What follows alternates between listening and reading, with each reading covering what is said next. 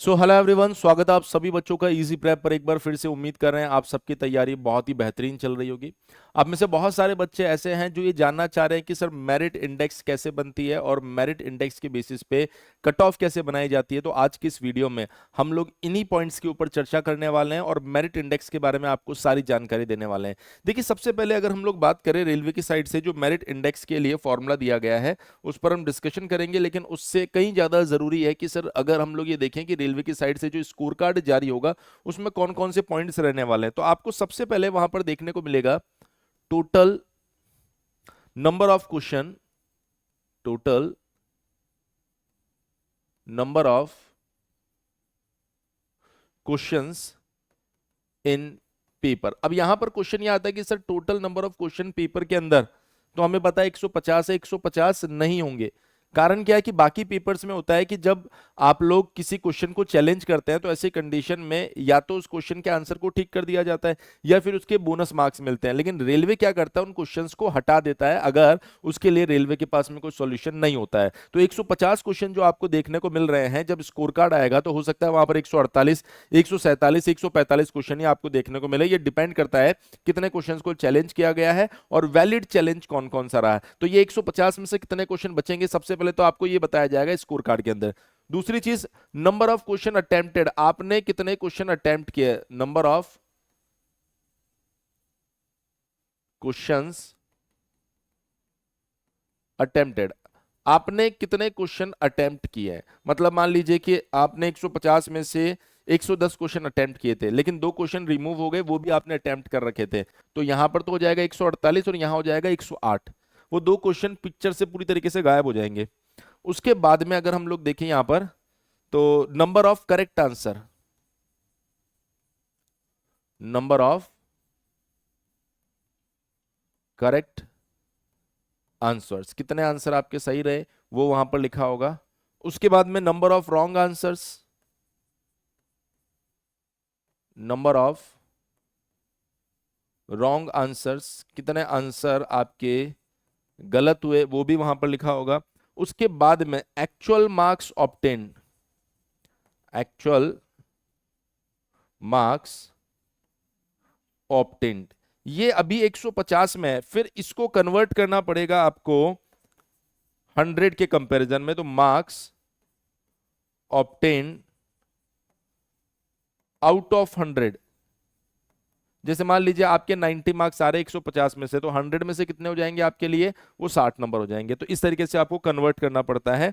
उसके बाद में नॉर्मलाइज्ड मार्क्स, अब नॉर्मलाइज्ड मार्क्स कब होंगे, जब एक सीट के लिए अलग अलग शिफ्ट में या अलग अलग डिपार्टमेंट में मान लीजिए दो अलग अलग ब्रांचेस फाइट कर रही है, अलग अलग पेपर, जब भी पेपर अलग रहेगा तो मार्क्स नॉर्मलाइज होंगे। अगर पेपर अलग नहीं होगा तो फिर मार्क्स नॉर्मलाइज नहीं होंगे। कारण क्या है कि इस बार जितने भी एग्जाम हुए सारे के सारे जोन वाइज हुए हैं। तो जोन वाइज तो वहां पर अगर आप देखेंगे तो किसी तरह का कोई चैलेंज आना नहीं है। लेकिन अगर किसी एक पोस्ट के लिए अगर मल्टीपल शिफ्ट में या अलग अलग तरीके के पेपर आए होंगे तो इन मार्क्स को नॉर्मलाइज करना पड़ेगा। उसके बाद में यहां से फाइंड किया जाएगा मेरिट इंडेक्स।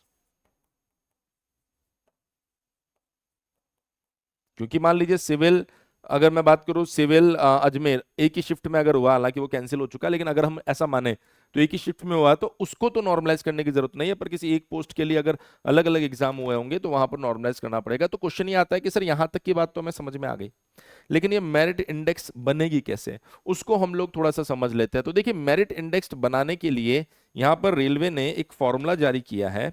और ये फॉर्मूला क्या है, अगर आप इसको समझ लेंगे, क्योंकि बहुत सारे एग्जाम्स होते हैं जहां पर वो मेरिट इंडेक्स को फाइंड कर रहा है, तो मेरिट इंडेक्स जो दे रहा है उसके लिए इसने फॉर्मूला दिया है SQ plus ST minus SQ।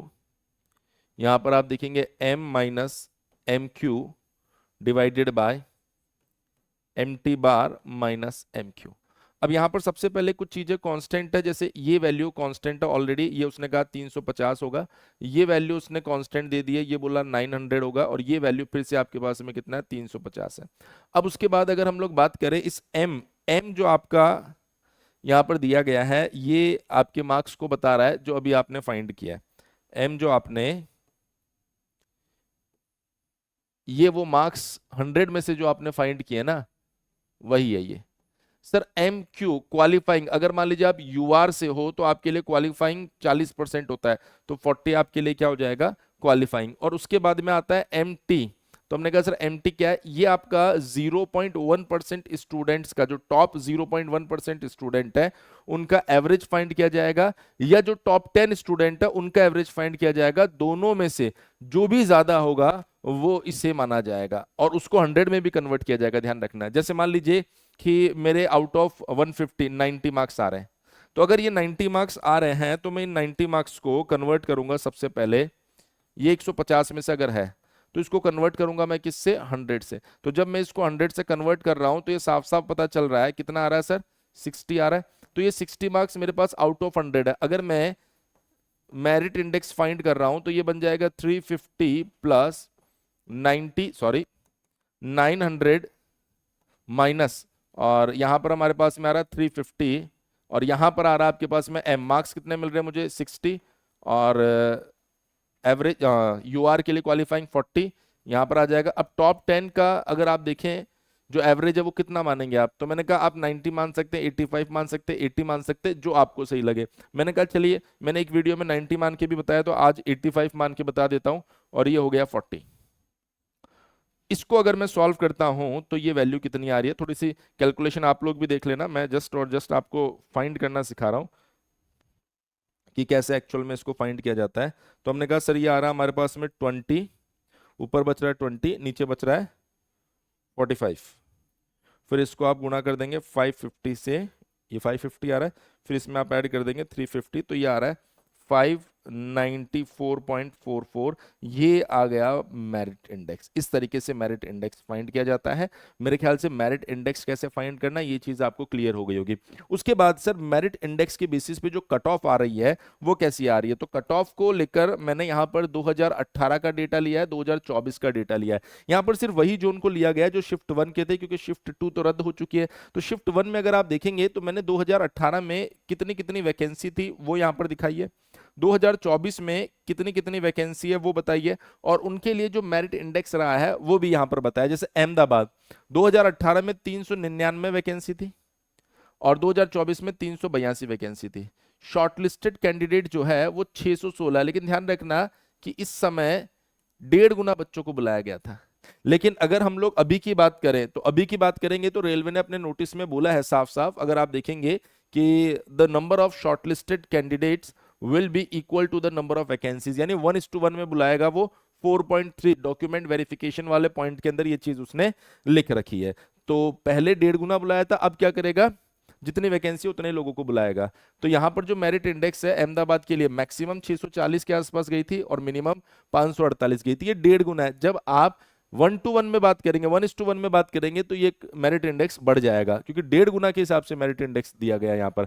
Bangalore की अगर आप बात करेंगे तो पहले 708 वैकेंसी थी, अब 397 वैकेंसी है, 1097 बच्चों को बुलाया गया था, मैक्सिमम 642 रहा था मेरिट इंडेक्स, और मिनिमम जो है 498 मेरिट इंडेक्स रहा था। जम्मू एंड श्रीनगर में 460 वैकेंसी पहले थी, अब 251 है, 716 बच्चों को बुलाया गया था, 643 मैक्सिमम मेरिट इंडेक्स रहा था, और मिनिमम जो है वो 512 मेरिट इंडेक्स रहा था।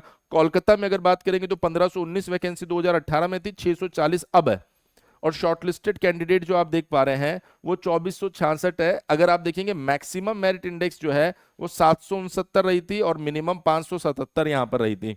मालदा की अगर हम लोग बात करेंगे तो 248 वैकेंसी पिछली बार थी, 163 इस बार है, 392 बच्चों को बुलाया गया था, और 648 मैक्सिमम मेरिट इंडेक्स रही थी, और मिनिमम 528 रही थी।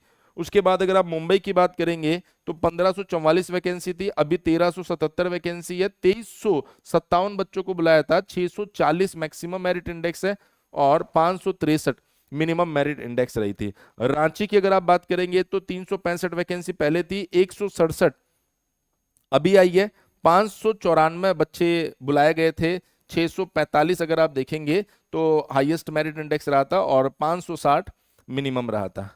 सिकंदराबाद की अगर मैं बात करूंगा तो 789 टोटल वैकेंसी थी, 590 इस बार रही है, 1234 बच्चों को बुलाया गया था, 645 मैक्सिमम मेरिट इंडेक्स और 552 मिनिमम मेरिट इंडेक्स यहाँ पर दिखाई दे रहा है। तिरुवनंतपुरम की अगर मैं बात करूंगा तो 137 बच्चे थे, सॉरी 137 सीट थी, 121 इस बार रह गई है, और 218 बच्चों को बुलाया गया था, 653 मैक्सिमम और 570 मिनिमम मेरिट इंडेक्स रहा। ये 2018 के एनालिसिस को 2024 की वैकेंसी से कंपेयर कर दिया मैंने।